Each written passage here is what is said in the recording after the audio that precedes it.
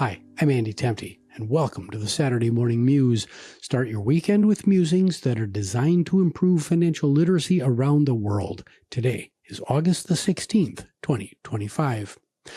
Last month, in late July, we explored how the Bank of England revolutionized finance in 1694 with the world's first government-backed banknotes. These standardized promissory notes solved many problems that had plagued earlier banking systems, but as we'll see today, even the most sophisticated monetary systems face a persistent challenge that has haunted economies for millennia: inflation. Now, back in our June 21st episode, we discovered how Roman emperors would reduce the precious metal content in their coins to fund military campaigns. When a Roman denarius contained less silver, traders quickly realized that each coin was worth less, requiring more coins to buy the same goods. This currency debasement led directly to higher prices, what we call inflation today. Well, we can no longer face the literal debasement of metal coins because they don't contain silver or gold anymore. The underlying economic forces that drive inflation remain remarkably similar. Whether it's a Roman emperor diluting silver content or a modern central bank increasing the money supply, the fundamental dynamic is the same. More money chasing the same amount of goods and services drives prices higher. Now, let's start with a precise definition of inflation. Inflation is a sustained increase in the general price level of goods and services in an economy over time. Notice the word sustained. A one-time increase in the price of gasoline due to a pipeline disruption isn't inflation. Inflation occurs when prices across the economy rise persistently over months or even years. Inflation is intimately connected to the concept of purchasing power, your money's ability to buy goods and services. When inflation occurs, each dollar in your wallet loses purchasing power.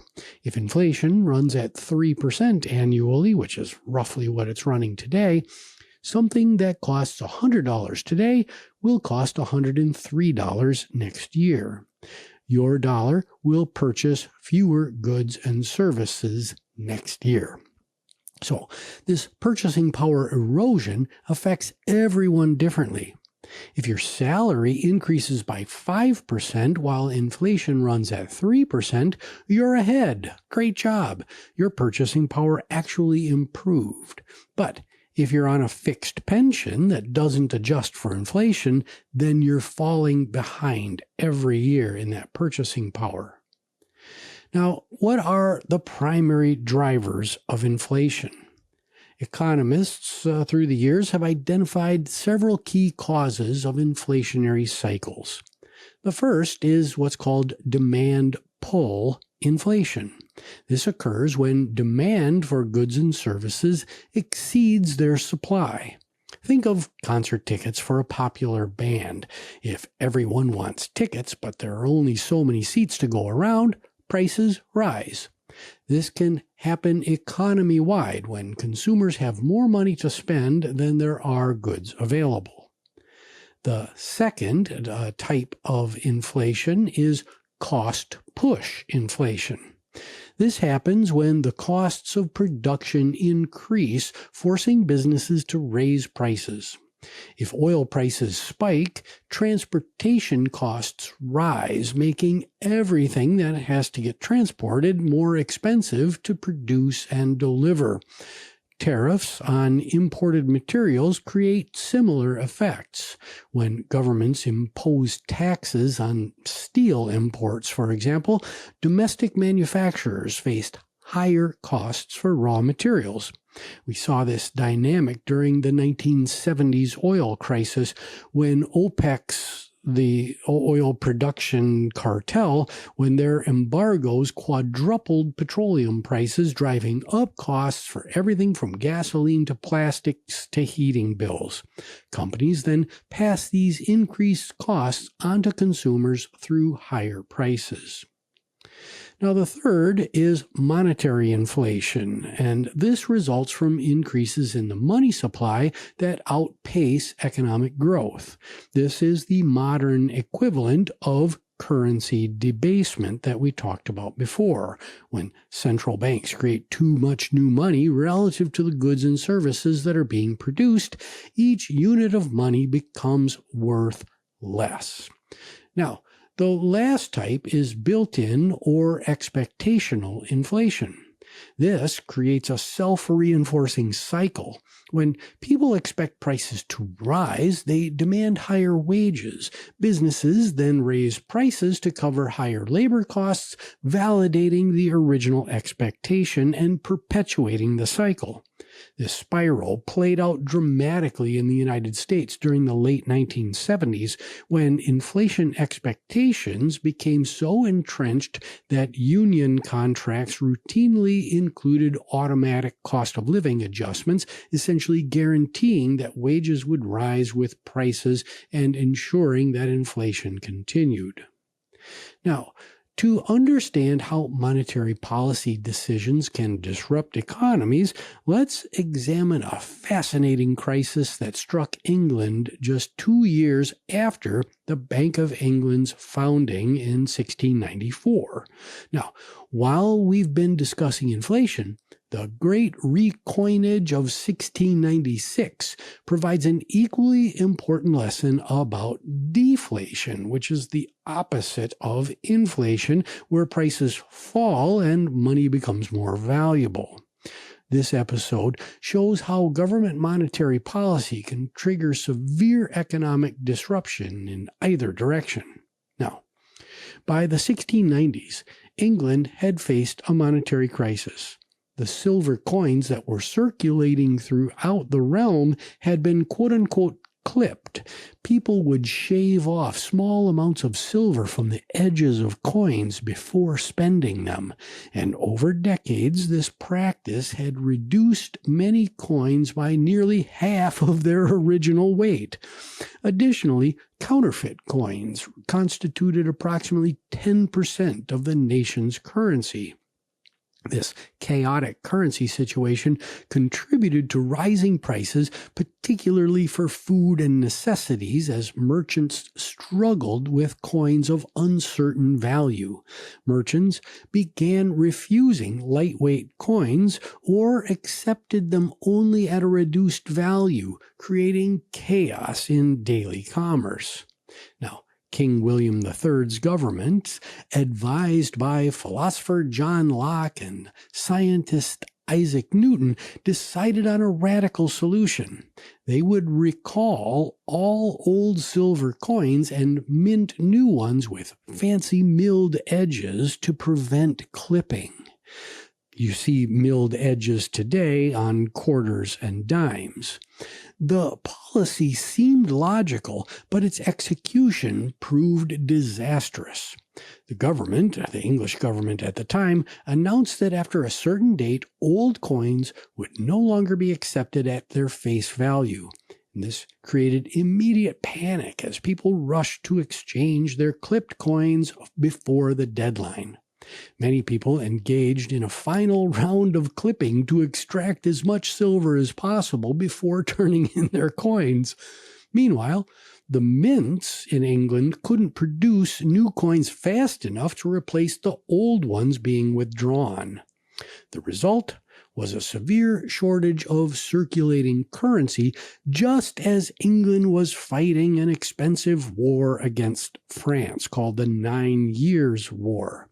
The estimated value of money in circulation fell from around £26 million in December of 1695 to under £17 million 6 months later. To address this liquidity crisis, and we'll talk more about liquidity crises later in later episodes, people increasingly relied on credit transactions and the few gold coins that were still in circulation. Rather than causing inflation, this recoinage initially created deflation and economic contraction. In the second half of 1696, England's economy essentially stopped, and the ensuing monetary contraction led to massive unemployment, poverty, and civil unrest, as you might imagine. The crisis caused a run on the Bank of England and one of history's first stock market crashes. Now, the government's attempt to solve a monetary problem through well-intended policy created severe economic disruption. This episode, the Great Recoinage, demonstrates how even sound economic reasoning can lead to disastrous outcomes when implementation is poorly managed, and how monetary policy changes can have far-reaching, unintended consequences. Now, why does this matter today? The Great Recoinage of 1696 teaches us several crucial lessons about monetary policy that remain relevant today. First, monetary policy decisions do have these far-reaching consequences that policymakers don't always anticipate. When central banks adjust interest rates or the money supply, they're essentially conducting economic experiments on a massive scale. Second, whether dealing with inflation or deflation, monetary disruptions directly affect your daily life. Every trip to the grocery store, every rent payment, every tank of gas reflects the cumulative impact of monetary forces. Understanding these dynamics help you make better financial decisions, and that's what this show is all about, making better financial decisions. In today's economy, we face similar challenges to those 18th century policymakers. Actually, the late 17th century is the late 1600s. Supply chain disruptions create cost-push inflation. Government spending programs can fuel demand-pull inflation. Central bank policies influence monetary inflation, and once inflationary expectations take hold, they can become self-fulfilling prophecies.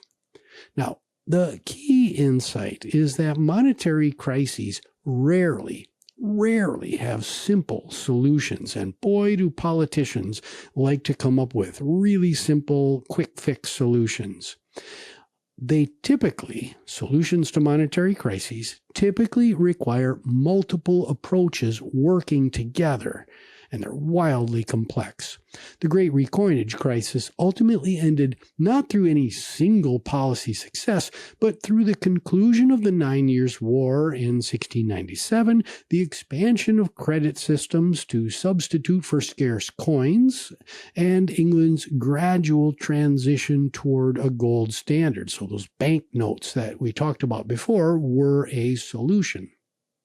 Now, understanding inflation empowers you to protect your purchasing power through smart saving, investing, and career decisions.